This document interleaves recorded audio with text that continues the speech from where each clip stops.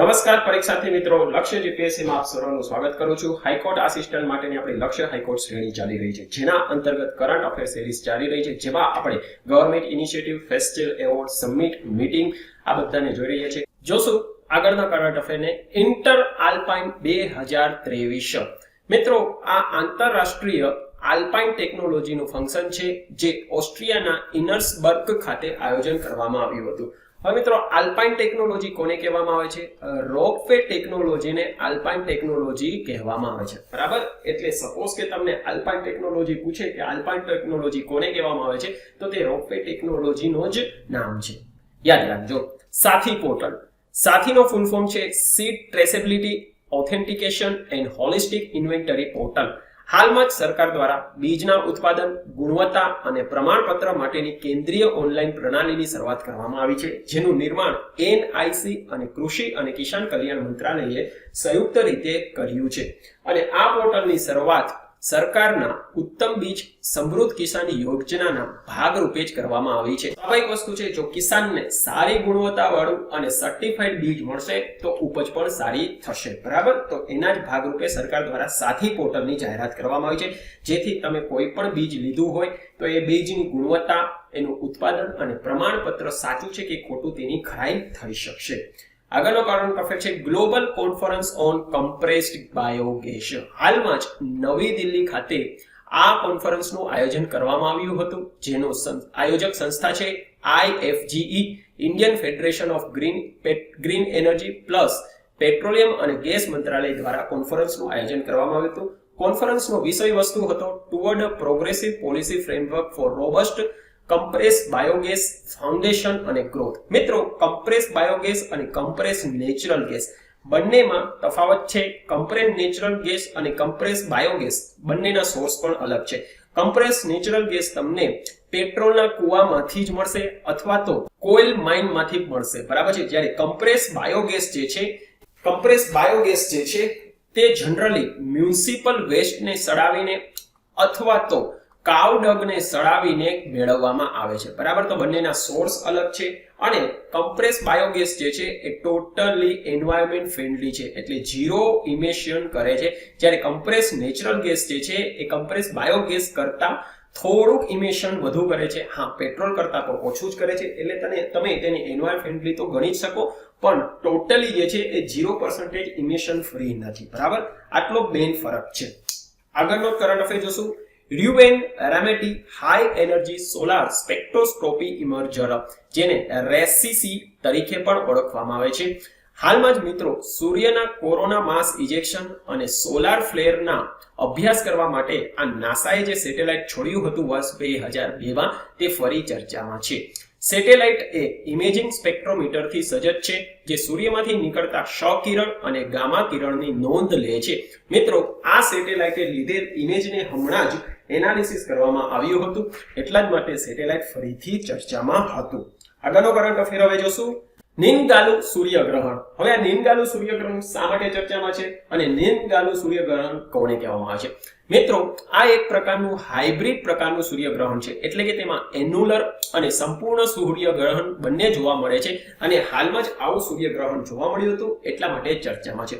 હવે એન્યુલર અને સંપૂર્ણ સૂર્યગ્રહણ બંને વચ્ચે શું તફાવત છે કે જેની કારણે આવું હાઇબ્રિડ પ્રકારનું સૂર્યગ્રહણ, જેને નીનગાલુ સૂર્યગ્રહણ કહેવામાં આવે છે, તે જોવા મળ્યું હતું। મિત્રો, એન્યુલર સૂર્યગ્રહણ ક્યારે જોવા મળે? જ્યારે ચંદ્ર ધરતી અને સૂર્ય વચ્ચે આવી જાય અને સૂર્યને સંપૂર્ણ તરીકે ઢાંકવાને બદલે તેનો કેટલોક ભાગ જે છે બાકી રાખશે, તો ત્યારે જોવા મળતું જે સૂર્યગ્રહણ હશે ને, તેને એન્યુલર સૂર્યગ્રહણ કહેવામાં આવશે। જ્યારે સંપૂર્ણ સૂર્યગ્રહણમાં ધરતી અને સૂર્ય વચ્ચે ચંદ્ર આવશે પણ સૂર્યને સંપૂર્ણ ઢાંકી દેશે ને, ત્યારે જે સૂર્યગ્રહણ જોવા મળશે તેને સંપૂર્ણ સૂર્યગ્રહણ કહેવામાં આવે છે। એટલે એન્યુલર એટલે અર્ધ સૂર્યગ્રહણ, બરાબર? એન્યુલર યાદ ન રહે તો અર્ધ યાદ રાખજો, બંને વચ્ચે આ ફરક છે। અને મિત્રો, એન્યુલર સૂર્યગ્રહણનું એક ખાસ ફીચર છે રિંગ ઓફ ફાયર। આ રિંગ ઓફ ફાયર ક્યારે જોવાય કે જ્યારે ચંદ્ર જે છે એ પાર્શિયલી સૂર્યને ઢાંકી દે, એટલે આને ફરતે જે રિંગ બને ને, તેને રિંગ ઓફ ફાયર કહેવામાં આવે છે। એના જ માટે મિત્રો એન્યુલર સૂર્યગ્રહણ ફેમસ છે, બરાબર? ખાસ યાદ રાખજો। ચાલો આગળનો કરંટ અફેર જોશું જેમિથાંગ। મિત્રો, આજકાલ આ વિલેજ અથવા મોનેસ્ટ્રી ચર્ચામાં છે। શા માટે? જેમિથાંગ ખાતે બુદ્ધિસ્ટ સભાનું આયોજન કરવામાં આવ્યું હતું અને મિત્રો જેમિંગથાંગ જે છે એ અરુણાચલ પ્રદેશનું તવાંગ ક્ષેત્રમાં આવેલું મોનેસ્ટ્રી છે, જ્યાં દલાઈ લામા જે છે, હાલના જે આપણે દલાઈ લામા છે, સૌ પ્રથમવાર તિબેટથી ભાગીને અરુણાચલ પ્રદેશમાં જ્યારે એન્ટર કર્યા હતા ત્યારે જેમિંગથાંગ મોનેસ્ટ્રી ખાતે જ સ્ટે કર્યો હતો. આ બુદ્ધિસ્ટ સભાનું આયોજન Indian Himalaya council of Nalanda Buddhist tradition દ્વારા કરવામાં આવ્યું હતું. થોડુંક જેમિંગથાંગ મોનેસ્ટ્રી વિશે પણ જોઈ લઈએ. મિત્રો અરુણાચલ પ્રદેશના તવાંગ જિલ્લામાં આવેલ છે, તેને પંગચેન વેલી ખાતે આવેલું છે, બરાબર. અને જેમિંગથાંગનો અર્થ થાય છે સેન્ડ વેલી. અહીંના લોકોને પંગચેનપા તરીકે પણ ઓળખવામાં આવે છે, જેનો મતલબ થાય છે એવા લોકો જે પાપથી મુક્ત છે. જેમિંગથાંગ વિલેજ મિત્રો તમે જોઈ લ્યો. જેમિંગથાંગ વિલેજ જે છે એ બિલકુલ ચાઇના બોર્ડરને ટચ કરીને આવે છે, બરાબર છે. અને અરુણાચલ પ્રદેશનું આ લાસ્ટ વિલેજમાંનું એક છે, તવાંગ ક્ષેત્રમાં આવેલું છે. મેપમાં એનું લોકેશન વ્યવસ્થિત તમે યાદ કરી લો, બરાબર. ચાલો આગળનો કરંટ અફેર હવે જોશું. 100 street food in 100 district programme શા માટે ચર્ચામાં છે? દેશના રહેવાસીને એફોર્ડેબલ અને ન્યુટ્રિશિયસ સ્થાનિક ખોરાક પૂરું પાડવા માટે આ પ્રોગ્રામની જાહેરાત કરવામાં આવી છે, જેનો અમલ આરોગ્ય મંત્રાલય અને શહેરી આવાસ અને વિકાસ મંત્રાલય દ્વારા કરવામાં આવશે, જેના અંતર્ગત સ્ટ્રીટ વેન્ડરને ન્યુટ્રિશિયસ અને એફોર્ડેબલ ફૂડ પ્રોવાઈડ કરવા શકે તે માટે ખાસ ટ્રેનિંગ આપવામાં આવશે, જેથી લોકોને ન્યુટ્રિશિયસ ફૂડ પણ પ્રોવાઈડ થાય. પ્રોગ્રામ વિશે થોડુંક જોઈ લઈએ. આ પહેલની જાહેરાત રાષ્ટ્રીય સ્વાસ્થ્ય મિશન અંતર્ગત કરવામાં આવી છે, બરાબર. નેશનલ હેલ્થ મિશન અંતર્ગત થઈ છે. ખાસ યાદ રાખજો, ભંડોળ 60-40 જનરલ કેટેગરીના રાજ્યો માટે અને 90-10 જે છે ઉત્તર પૂર્વના રાજ્યો માટે સરકાર પૂરું પાડશે. અને તકનીકી સહાય FSSAI એટલે food safety standard authority of India દ્વારા આપવામાં આવશે. 100 street food in 100 district programme, બરાબર, નેશનલ હેલ્થ મિશન અંતર્ગત જાહેર કરવામાં આવ્યું છે. ખાસ યાદ રાખજો. પર્વતમાલા પરિયોજના હાલમાં ચર્ચામાં છે. શા માટે? ઉત્તરાખંડ ખાતે આવેલ હેમકુંડ સાહેબ અને કેદારનાથ વચ્ચે રોપવે સેવા આ પરિયોજના અંતર્ગત શરૂ કરવા માટે સરકારે શિલાન્યાસ કર્યો છે. મિત્રો પ્રોજેક્ટની જાહેરાત વર્ષ 2022-23 માં કરવામાં આવી હતી અને આનો અમલ રોડ પરિવહન અને જલમાર્ગ મંત્રાલય દ્વારા કરવામાં આવશે. પર્વતમાલા પરિયોજના અંતર્ગત રોપવે સેવા ઉત્તરાખંડ, હિમાચલ પ્રદેશ, મણિપુર, જમ્મુ કાશ્મીર અને ઉત્તર પૂર્વના રાજ્યોમાં લાગુ કરવામાં આવશે. એટલે એવા દુર્ગમ પહાડી વિસ્તારો કે જ્યાં રોડ દ્વારા પહોંચી ના શકાતું હોય, એર કનેક્ટિવિટી ના હોય, ત્યાં રોપવે સેવા શરૂ કરવામાં આવશે, જેથી લોકોને એફોર્ડેબલ અને ઝડપી સાથે સુરક્ષિત પરિવહન સેવા આપી શકાય. પર્વતમાલા પરિયોજનાનો મુખ્ય ઉદ્દેશ્ય છે, બરાબર. ચાલો આગળનો કરંટ અફેર છે. ઇલેક્ટ્રોમેગ્નેટિક આયન સાયક્લોટ્રોન ઇમિક વેવ હાલમાં ચર્ચામાં છે. શા માટે? ભારતીય વૈજ્ઞાનિક દ્વારા ભારતીય એન્ટાર્કટિક સ્ટેશન મૈત્રી ખાતે પ્લાઝમા વેવ, જેને ઇમિક વેવ થી પણ ઓળખવામાં આવે છે, તેની ખોજ કરી છે. ઇમિક વેવ છે શું? ઇમિક વેવ એક પ્રકારના પ્લાઝમા વેવ છે. હવે આ પ્લાઝમા વેવ છે શું તેને પણ આપણે જોશું. પ્લાઝમા વેવ જે છે પૃથ્વીના મેગ્નેટોસ્ફિયરમાં ઉત્પન્ન થાય છે. હવે પૃથ્વીનું મેગ્નેટોસ્ફિયર ક્યાં છે? કે પૃથ્વીના મેગ્નેટિક ક્ષેત્રની આસપાસ મેગ્નેટોસ્ફિયર જોવા મળે છે, જે પૃથ્વીને સૂર્યના રેડિયેશનથી બચાવે છે. હવે મિત્રો આ પ્લાઝમા વેવ એટલે પ્લાઝમા શું હોય? પ્લાઝમા મિત્રો ચોથા પ્રકારનું દ્રવ્ય છે, જે ના ગેસ છે, ના પ્રવાહી છે, ના ઘન છે, બરાબર. આ ત્રણેયનું મિક્સચર જે છે એ પ્લાઝમા વેવ છે અને તે પૃથ્વીના મેગ્નેટોસ્ફિયર આસપાસ જોવા મળે છે. તમારી સામે મિત્રો ખૂબ જ સારું માનચિત્ર છે. આ મિત્રો તમને પૃથ્વીનું મેગ્નેટોસ્ફિલ્ડ જોવા મળે છે, બરાબર છે. અને એની આસપાસ જે છે આ મેગ્નેટોસ્ફિયર હોય છે, એની આસપાસ જ તમને અહીંયા ઇમિક વેવ જોવા મળે છે, જે પૃથ્વીને સોલાર વિન્ડ અથવા તો સોલાર સ્ટ્રોમ થી જે છે બચાવે છે, બરાબર. તો આ એનું ખાસ મહત્વ થઈ ગયું. ઇમિક વેવ ફૂલ ફોર્મ છે ઇલેક્ટ્રોમેગ્નેટિક આયન સાયક્લોટ્રોન. ખાસ યાદ રાખજો. ચાલો આગળ વધશું. Millet and other ancient grain international research initiative મહશ્રી, બરાબર છે, ખૂબ જ ચર્ચામાં છે. શા માટે? ધાન વિવિધતા, અન્ન સુરક્ષા અને પોષણ બાબતે સંશોધન અને જાગૃતતા લાવવા સરકાર દ્વારા Indian institute of millet research, જે હૈદરાબાદ ખાતે આવેલું છે, તેને મહશ્રી અંતર્ગત રિસર્ચ ઇન્સ્ટિટ્યૂટ તરીકે માન્યતા આપી છે. મિત્રો આ રિસર્ચ ઇન્સ્ટિટ્યૂટ ન્યુટ્રીસિલર પર કામ કરશે. આ પહેલમાં તકનીકી ભાગીદાર international crop research institute for semi arid tropic અને CJIR સેન્ટર અને અન્ય આંતરરાષ્ટ્રીય સંગઠન ભાગ આપશે. તો મહશ્રી પહેલ અંતર્ગત Indian institute of millet research હૈદરાબાદને રિસર્ચ ઇન્સ્ટિટ્યૂટ તરીકે ભારતમાં જાહેરાત કરવામાં આવી છે. મહશ્રીનો ફૂલ ફોર્મ ખાસ યાદ રાખજો. ગર્ભ ઇન પહેલ શા માટે ચર્ચામાં છે? હાલમાં જ સાયન્ટિસ્ટોએ પ્રી ટર્મ બર્થ એટલે પીટીબી માટે જવાબદાર જીનની ઓળખની જાહેરાત કરી છે. હવે ગર્ભ ઇન પહેલ છે શું? ગર્ભ ઇન પહેલની શરૂઆત બાયોટેકનોલોજી વિભાગ દ્વારા કરવામાં આવી હતી વર્ષ 2014માં અને તેનો ફૂલ ફોર્મ છે interdisciplinary group on advance research on birth outcome DBT initiative. બરાબર છે. ગર્ભ ઇન પહેલનો આમ ફૂલ ફોર્મ છે. અને પ્રી ટર્મ બર્થ એટલે કે બાળક 9 મહિનાએ જન્મે એ પહેલા જ જો એનો જન્મ થઈ જાય તો તેને પ્રી ટર્મ બર્થ કહેવામાં આવે છે. અને તેની સાથે ઘણા કોમ્પ્લિકેશન સંકળાયેલા ઘણીવાર બાળકનું પણ મૃત્યુ થઈ જતું હોય. પ્રી ટર્મ બર્થને અટકાવવા માટે સરકાર દ્વારા ગર્ભ ઇન પહેલની જાહેરાત કરવામાં આવી હતી અને એના જ અંતર્ગત પ્રી ટર્મ બર્થ માટે જે જવાબદાર જીનની છે તેની ઓળખની જાહેરાત સાયન્ટિસ્ટ દ્વારા કરવામાં આવી છે. એટલે પહેલ જે છે ચર્ચામાં છે. સમાવેશી વિકાસ ચળવળ શા માટે ચર્ચામાં છે? હાલમાં જ અમૃત મહોત્સવની ઉજવણીના ભાગરૂપે સરકારની વિવિધ યોજનાથી જનસમૂહને માહિતગાર કરવા માટે સમાવેશી વિકાસ ચળવળ ચલાવવામાં આવશે, જેનું ગ્રામીણ વિકાસ મંત્રાલય દ્વારા પંચાયતી રાજ દિવસથી શરૂ કરવામાં આવશે. આ ચળવળ અંતર્ગત મુખ્યત્વે 6 સ્કીમ ઉપર ભાર મૂકવામાં આવશે. પહેલી છે સમગ્ર આવાસ, પ્રધાનમંત્રી આવાસ યોજના ગ્રામીણ, જિલ્લા સ્તરે નાણાકીય સાક્ષરતા, ગ્રામીણ સ્તરે ડિજિટલ નાણાકીય વ્યવહારને પ્રોત્સાહન, સ્વ-સહાય ગ્રુપ, સેલ્ફ હેલ્પ ગ્રુપ, પશુધન જાગૃતિ અભિયાન અને સ્વામિત્વ મારી સંપત્તિ મારો હક. આ મુખ્ય 6 સ્કીમ ઉપર ભાર મૂકવામાં આવશે. હકી પકી જનજાતિ હાલમાં મિત્રો આ જનજાતિ ચર્ચામાં છે. શા માટે? સુદાનમાં ગૃહ યુદ્ધની પરિસ્થિતિને કારણે વિચરતી જાતિના લોકો ત્યાં ફસાઈ ગયા હતા, તો તેને બહાર નીકાળવા માટે સરકાર દ્વારા ઓપરેશન કાવેરીની શરૂઆત કરવામાં આવી હતી. એટલા માટે હકી પકી જનજાતિ ચર્ચામાં છે.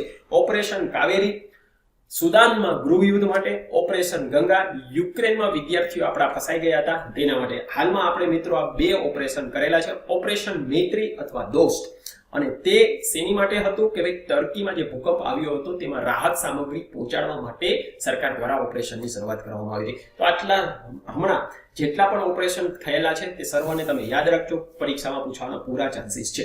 હવે થોડુંક હકી પકી જનજાતિ વિશે જોઈએ. હકીનો મતલબ થાય છે પક્ષી અને પકીનો નામ છે પકડનાર, એટલે પક્ષી પકડનાર જનજાતિ એટલે હકી પકી. અને તેનો મુખ્ય વ્યવહાર જે છે એ પક્ષી પકડવાનું હોય છે. મુખ્યત્વે આની 4 પેટા જાતિઓ છે: ગુજરાતિયા, પનવારા, કલીવાળા અને મેવારસ.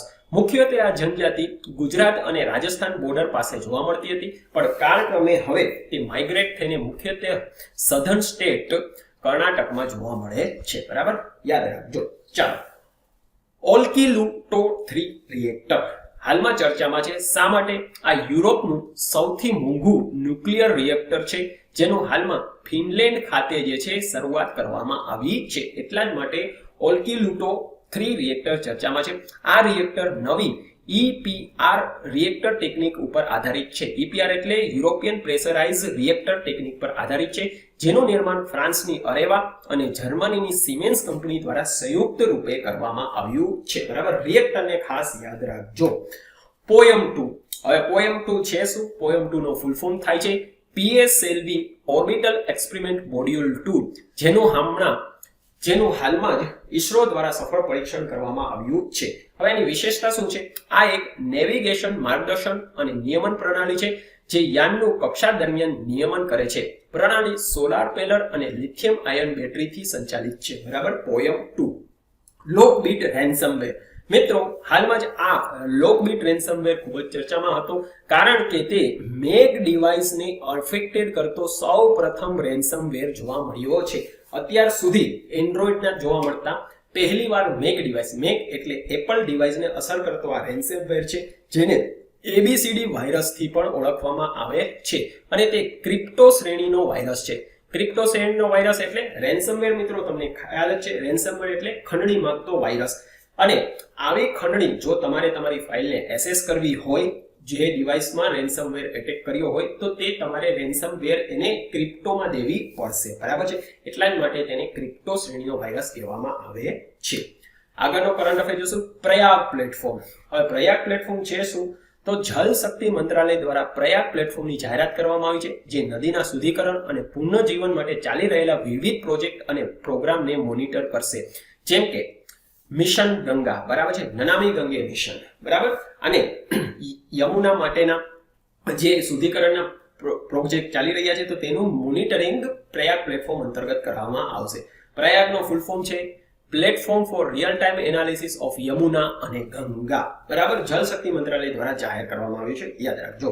અભિલેખ પટલ શા માટે ચર્ચામાં છે? હાલમાં જ અભિલેખ પટલ પર કુલ 1 કરોડથી વધુ ઐતિહાસિક દસ્તાવેજને ડિજિટલ સ્વરૂપમાં કન્વર્ટ કરીને સંગ્રહ કરવામાં આવ્યો છે, એટલા માટે અભિલેખ પટલ ચર્ચામાં છે. અને આ અભિલેખ પટલ નેશનલ આર્કાઇવ ઓફ ઇન્ડિયા દ્વારા નિર્માણ કરવામાં આવ્યું છે. બરાબર, તો અભિલેખ પટલ યાદ રાખજો. Caribbean community CARICOM. મિત્રો, કેરીકોમ કોમ્યુનિટી હાલમાં ચર્ચામાં છે. શા માટે? કારણ કે હાલમાં જ ભારત અને કેરીકોમ કોમ્યુનિટી વચ્ચે સંયુક્ત બેઠક યોજાણી હતી, એટલા માટે કરેબિયન કોમ્યુનિટી કેરીકોમ ચર્ચામાં છે. સંગઠનની સ્થાપના 1973 માં કરવામાં આવી હતી, જેનું હેડક્વાર્ટર જ્યોર્જ ટાઉન ગ્યુઆના ખાતે આવેલું છે, જેમાં કુલ 15 સભ્યો છે. કયા 15 સભ્યો છે અને કેરેબિયન કોમ્યુનિટી એટલે કયા દેશની આપણે વાત કરી રહ્યા છીએ તે મેપ વગર તમને નહીં ખબર પડે. ચાલો તો મેપ જોશું. મિત્રો, જેટલા પણ તમે એટલાન્ટિક ઓશિયન અને કેરેબિયન ઓશિયન આસપાસના તમે જ્યાં દેશો જોઈ રહ્યા છો તેને કરેબિયન કોમ્યુનિટી કહેવામાં આવે છે, જે પીળા કલરમાં મેં હાઇલાઇટ કરેલા છે. બરાબર છે, તો આ બધા જ દેશોને કરેબિયન કોમ્યુનિટી કહેવામાં આવે છે. ખૂબ જ નાના નાના છે. જમૈકા, હૈતી, ગ્યુઆના, સુરિનામ, બાર્બોસા, ટ્રિનિડાદ, એન્ટીગુઆ, બાર્બુસા, ડોમિકા, આ બધા જ જે નાના નાના ટાપુ દેશો જે છે તે બધા જ કરેબિયન કોમ્યુનિટીમાં સભ્ય દેશ ગણાય છે. આવા 15 સભ્યો દેશ છે. બરાબર, યાદ રાખજો કરંટ અફેરને. તો ચાલો આગળ વધશું. પુષ્પરાલુ ઉત્સવ હાલમાં ચર્ચામાં છે. શા માટે? આ ઉત્સવ દર 12 વર્ષે ઉજવાય છે, જેમાં દેશની કુલ 12 પવિત્ર નદી, હવે આ કઈ 12 પવિત્ર નદી છે? ગંગા, યમુના, ગોદાવરી, કૃષ્ણા, કાવેરી, ભીમા, તાપી, નર્મદા, સરસ્વતી, તુંગભદ્રા, સિંધુ અને પ્રાણહિતા. આ કુલ 12 નદીને 12 દિવસ સુધી પૂજા અને પવિત્ર સ્નાન કરવાનો જે ઉત્સવ ઉજવવામાં આવે છે તે પુષ્કરાલુ ઉત્સવ છે. અને આ 12 નદી જે છે તે 12 રાશિનું પ્રતિનિધિત્વ કરે છે. બરાબર છે. પુષ્કરાલુ ઉત્સવ 12 નદીનો પૂજનનો ઉત્સવ છે. કઈ 12 નદી જેની તમને ચર્ચા કરી તે 12 નદીને યાદ રાખજો. આગળનો કરંટ અફેર છે સ્વાગત પ્લેટફોર્મ. શા માટે ચર્ચામાં છે? હાલમાં જ આ પ્લેટફોર્મે 20 વર્ષ પૂરા કર્યા છે, જેનું વર્ષ 2003માં ગુજરાત સરકાર દ્વારા શરૂ કરવામાં આવ્યું હતું. મેન ઉદ્દેશ્ય છે કે નાગરિક સીધી પોતાની ફરિયાદ મુખ્યમંત્રી સુધી પહોંચાડી શકે. આ પ્લેટફોર્મ ઉપર મુખ્યમંત્રી દ્વારા નાગરિકોની ફરિયાદ દર મહિને ચોથા ગુરુવારે લેવામાં આવે છે. અને વર્ષ 2010માં પ્લેટફોર્મને યુએન જાહેર સેવા પુરસ્કાર પણ પ્રાપ્ત થયો છે. બરાબર, સ્વાગત પ્લેટફોર્મનો ફૂલ ફોર્મ યાદ રાખી લેજો. Swagat stand for state wide attention on grievance by application of technology.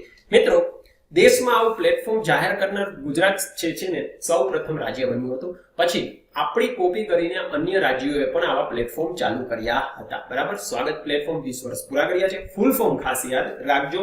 અને તેની મીટિંગ દર મહિનાના ચોથા ગુરુવારે યોજાય છે. આ પણ ખાસ યાદ રાખજો. ચાલો, નોર્થ સી સમિટ શા માટે ચર્ચામાં છે? હાલમાં જ નોર્થ સી ક્ષેત્રને 2050 સુધીમાં યુરોપનું સૌથી મોટું ઉર્જા કેન્દ્ર બનાવવા માટે સભાનું આયોજન કરવામાં આવ્યું હતું, જેના અંતર્ગત 2030 સુધીમાં 120 ગીગાવોટની પવન ઉર્જા ક્ષમતાનું નિર્માણ કરવું, જેને વધારીને 2050 સુધી 300 ગીગાવોટ સુધી લઈ જવાનું લક્ષ્ય રાખ્યું છે.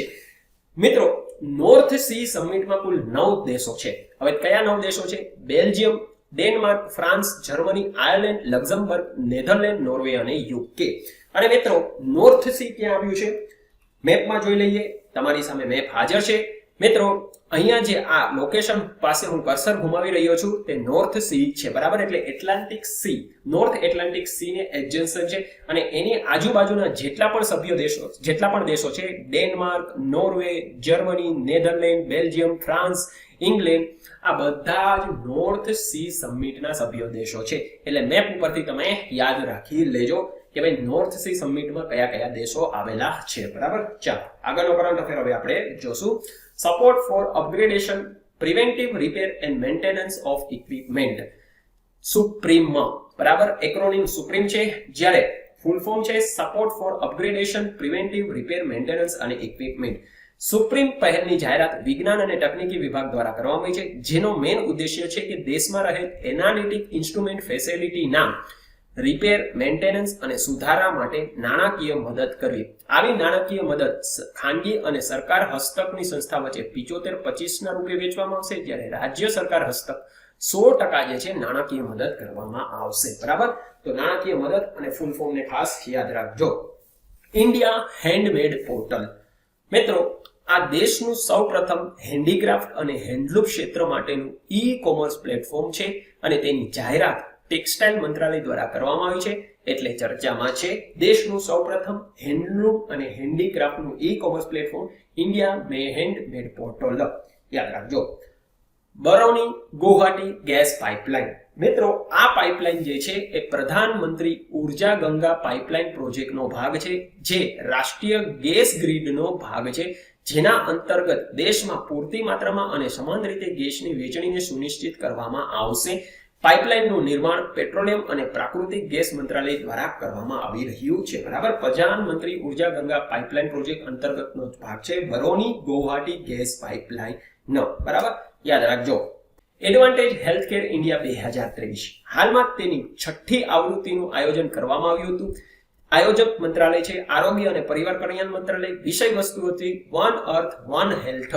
મિત્રો, આ સમિટ આયોજન કરવા પાછળનો મેઇન ઉદ્દેશ્ય છે કે ભારતને મેડિકલ અને વેલનેસ સેવાના હબ તરીકે સ્થાપિત અથવા પ્રસ્થાપિત કરવું. બરાબર છે. આગળનો કરંટ અફેર જોશું. નેટ ઝીરો ઇનોવેશન વર્ચ્યુઅલ કેન્દ્ર.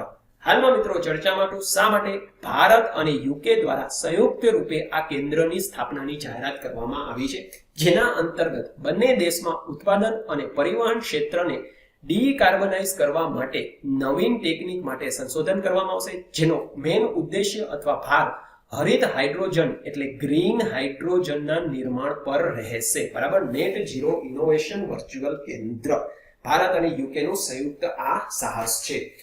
આવો જ એક મિત્રો બીજો છે zero shadow day current affair.